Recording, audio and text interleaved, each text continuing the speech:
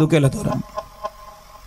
और जिनके भी घुटनों में दर्द है, अब जो नहीं जानते अभी से मेरा चैनल है उसके ऊपर ओके करो, सब्सक्राइब करो और मेरे से जुड़े रहो।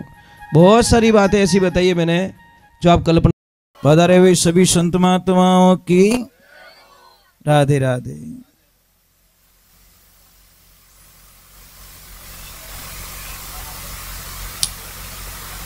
इन मन ने बनाना बहुत दोहरा सागर, बहुत मुश्किल है। 4 युग की वाणी रूपादे जी प्रार्थना करी कि भगवान प्रहलाद जी रे टाइम में आप पधारिया, राजा हरिश्चंद्र टाइम में भी आप पधारिया, पांडवों रे टाइम में भी आप पधारिया, और कलयुग रे माने आप राजा बलि रे अटे भी पधारिया। तो हे भगवान आज अटे भी आप रे नाम रो जमो राख्योड़ो आपने अटे पधारना पड़ी। जब भी आप पूजा पाठ करो कुछ मांगिए मत, सिर्फ परमात्मा चाहिए। आप लोग यहाँ बैठे, बहुत सारे लोग बैठे, बहुत अच्छी बात है। माता जी की बेल भी आई हैं, कल गुरुदेव भी पधारे, दीवान साहब भी पधारेंगे, बहुत अच्छा लगेगा।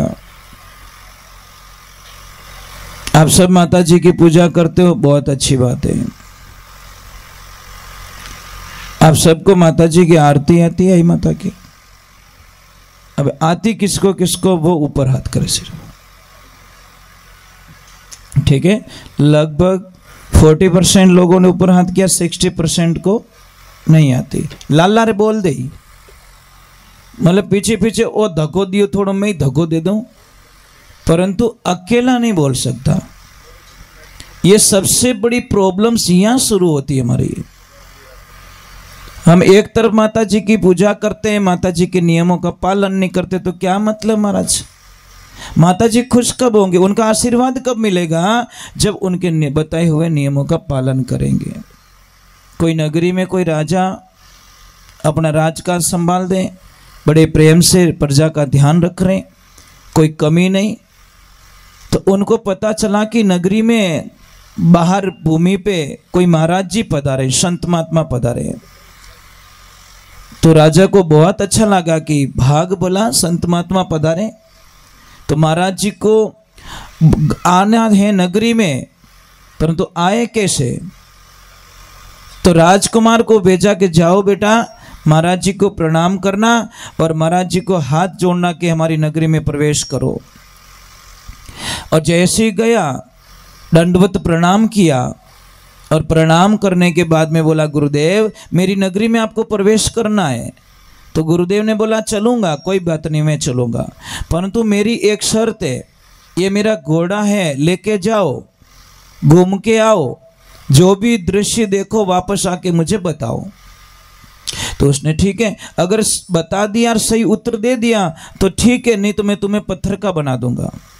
अब वो राजकुमार गया, वापस आया और बोला गुरुदेव जब मैं गया तो एक खेत देखा, खेत के चारों तरफ तारबंदी की हुई बढ़िया, और हरियाली फसल, अच्छे अच्छे फ्रूट्स, सारे फसल पेड़ पौधे खड़े थे। जब मैं वापस आया तो वही तारबंदी के जो पिलर थे वो सारे पशुओं का रूप धारण कर दिया और पूरे खेत को खा गए, तहस नहस कर दिया उसको। महाराज तो गुरुदेव ने बोला कि उत्तर दीजिए इसका। तो राजकुमार ने बोला उत्तर तो नहीं मिल पाएगा, तो चलो हो जाओ पत्थर के। उसको पत्थर का बना दिया। और सेकंड राजकुमार को भेजा कि जाओ, अभी तेरा भाई नहीं आया। जाके गुरुजी को पूछा कि मेरा भाई आया था, कहाँ है कि तुम्हारा भाई पत्थर का हो गया? कि क्या कि जो देखा उसका उत्तर नहीं दे पाया, तुम भी जाओ घोड़ा लेके, उत्तर दे देना, तेरे भाई को ले जाना। अब वो जैसे ही गया वापस आया, गुरुजी ने पूछा क्या देखा? कि मैंने एक गाय माता को देखा, गाय माता ने अभी अभी बछड़ी को जन्म दिया, परंतु 10 मिनट बाद में मैंने देखा कि वही बछड़ी गाय को दूध पिला रही है। ध्यान से सुनना, प्रश्न थोड़ा उल्टा है। मतलब गाय बछड़ी को दूध नहीं पिला रही है, वो बछड़ी गाय माता को दूध पिला रही है। तो गुरुजी ने बोला उत्तर दे दो। कि गुरुजी उत्तर तो नहीं आता, तो चलो तुम भी पत्थर के हो जाओ। अब तीसरा राजकुमार गया कि मेरे भाई कहाँ है, कि दोनों भाई ये खड़े पत्थर के। क्या हुआ कि उत्तर नहीं दे पा रहे, तुम भी जाओ उत्तर दे देना, ठीक है, नहीं तो तुम भी लाइन में खड़े हो जाना। और जैसे ही जाके वापस आया, बोला कि क्या देखा, कि मैंने एक आदमी को देखा, सिर पे लकड़ी का भारा है, हाथ में लकड़ियों का भारे हैं, तो भी लकड़ी चुन चुन कर रहा है, चुग रहा है, और लकड़ी इकट्ठी कर रहा है, और लकड़ी इकट्ठी कर रहा है। तो इसका उत्तर बता दो। कि नहीं, उत्तर नहीं आता, तुम भी हो जाओ पत्थर के। अब राजा ने बोला मेरे तीनों बेटे गए वापस नहीं, चलो मैं जाता हूँ। और जैसे ही राजा ने बोला मेरे बेटे कहाँ, तीनों बेटे पत्थर के हो गए, क्योंकि उत्तर नहीं दे पा रहे। अब तुम जाओ और उत्तर दे दो सही, तीनों बेटों को लेके जाओ। जैसे ही गए वापस आए, गुरुजी को बोला कि राजन क्या देखा, कि मैंने देखा एक कुआं खुदा हुआ है, आसपास में 6 कुएं खुदे हुए, एक कुएं से पानी उबल रहा है और 6 कुएं को छलाछल कर रहा, 6 की पूर्ति हो रही है। परंतु जब वापस आया उसी रास्ते, तो 6 कुएं मिलकर एक कुएं की पूर्ति नहीं कर पा रहे, एक की प्यास नहीं बुझा पा रहे। तो उत्तर दे दो राजन, के उत्तर तो नहीं आता, तुम भी पत्थर के हो जाओ। अब यहाँ पे राजगुरु की जरूरत पड़ती है। लोग बोलते हैं गुरु की क्या आवश्यकता है। अब गुरुदेव को पता चलता है कि मेरे राज परिवार पूरा पत्थर का हो गया है। गए और गुरुजी को प्रणाम किया, वार्तालाप हुई और बोला क्या प्रॉब्लम है, इन पत्थर के क्यों हो गए, कि उत्तर नहीं दे पा रहे, इन चारों के प्रश्न मेरे से कर दीजिए। गुरु ने बोला मैं इनका उत्तर दूंगा। कि पहला प्रश्न है कि बाढ़ खेत ने खा गई, तो ये सही बात है। ये क्या है गुरुदेव, आने वाले कलयुग में यही होने वाला है। जो आदमी जिन माते जितो ज्यादा भरोसो करेला, वही चीने बर्बादी रो कारण बनेला। और आज देख लो सब, जो जिन्हें ज्यादा भरोसो करियो वही च उनोरी बर्बादी रो कारण बनिया। आज एक सेठ ने नौकर पे विश्वास किया, तो नौकर ने कोई प्लान लगा के सेठ को बर्बाद करने के सपना देख लिया। एक भाई ने भाई के ऊपर विश्वास किया, तो लास्ट माने 15 साल ऋण के थारे तनखा रुपया ले जथू कहीं मांगे हटे। वारे भाई वाह, मतलब दिया धोखा। 15 साल उसको गुमराह किया, 15 साल के पहले बता देता देख तू मेरे पास रह रहा है, मैं तुझे तनख्वाह दूंगा, ध्यान रखना। ये बात 15 साल पहले क्यों नहीं बोली। पर तो हिसाब करावे जाने कैसा इनो हिसाब 15 साल की तनख्वाह ले लो, क्यों भाई। तो जिसके ऊपर ज्यादा भरोसा करोगे वो ही तुम्हें, आज की तारीख में एक दोस्त होता नहीं, वो सबसे बड़ा दुश्मन बन जाता है। कारण दोस्त को सारी चीजें बता देते हम, सारी बातें भोलापन में बता दो कि वो हमारी सहायता करी, वो सहायता नहीं तेरी बर्बादी लिख रहा मन में। और ये अपो इतना भोला कि मन री बात कह दो, फटाफट कह दो, पूरी खेतरी हेरिया बता दो, बट कमजोर पहाड़ है, बट टांडो पड़ सके, वो ही दोस्त उसका दुश्मन बनता है। ये कलयुग की निशानी है।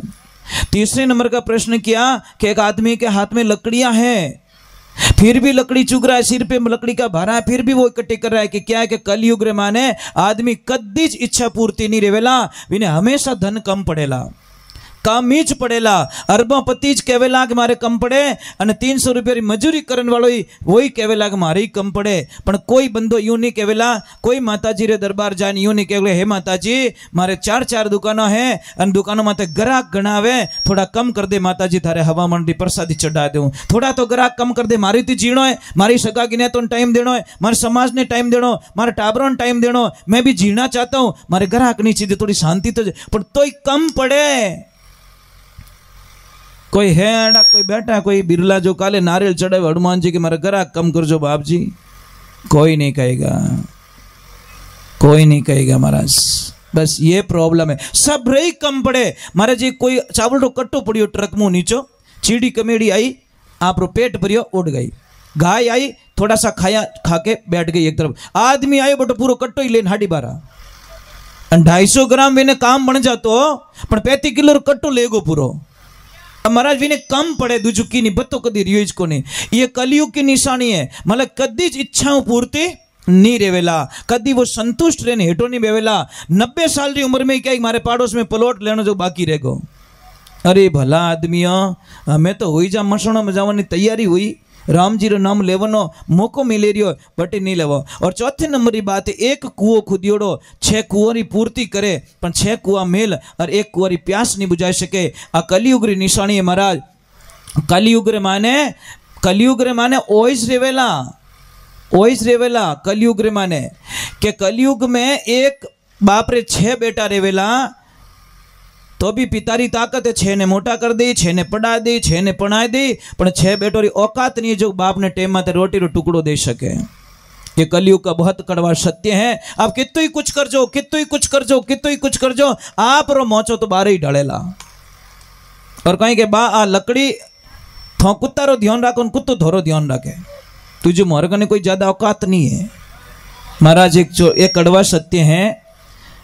हम एक तरफ माता पिता को भगवान बताते साहब, तो हमारे माता पिता वृद्धाश्रम कैसे पहुंच गए साहब?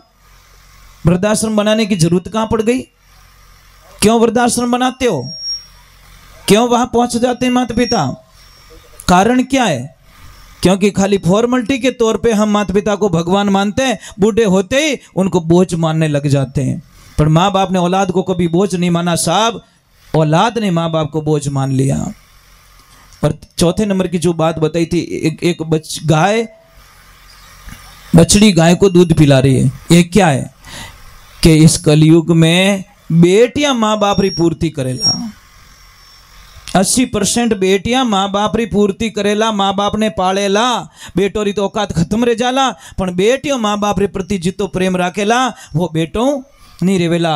और इनवासी के पांडवों कल जुगावे बड़ो भारी कह गया कृष्ण मुरारी रे पांडवों कल जुगावे बड़ो भारी।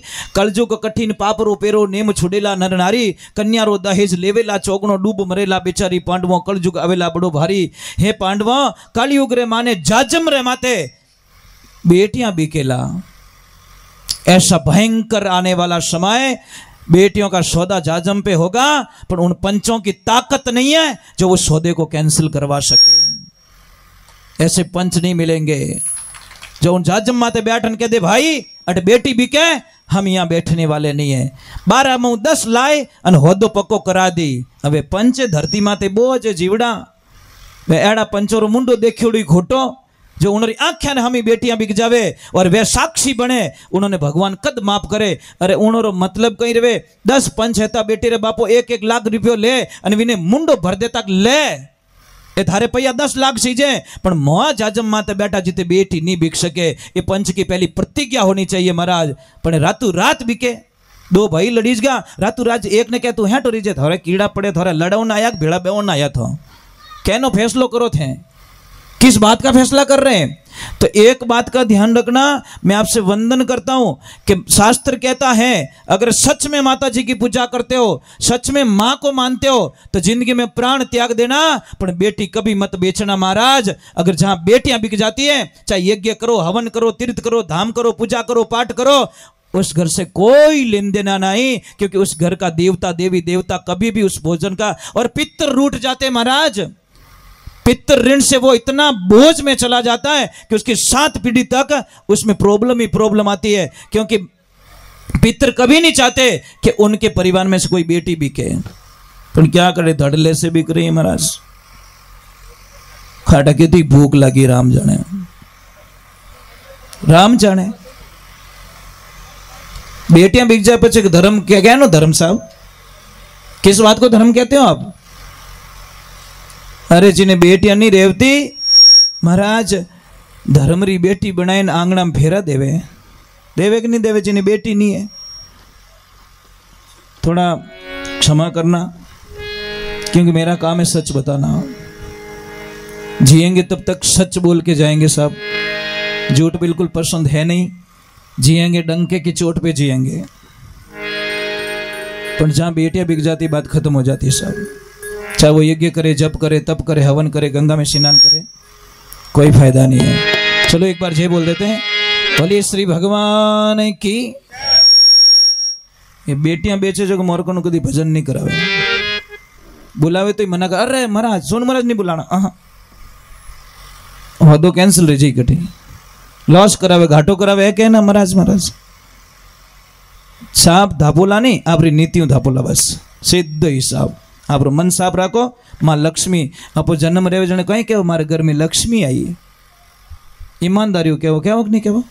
बच्ची रा जन्म माते कहो कि नहीं कहो? बेटा रा जन्म माते कदी बोलियो लक्ष्मो आयो? बोलिया कदी नहीं, लक्ष्मी आई। और 19 लक्ष्मी ने बेच दो तो खत्म हो जाए मेरा, कुछ नहीं बचता हमारे पास। चलो एक बार जय बोलते हैं, एक तो खड़े खड़े पानी मत पिया करो, उबा उबा पानी पीवे नहीं, जिंदगी भर गोडा दुखेला थारा।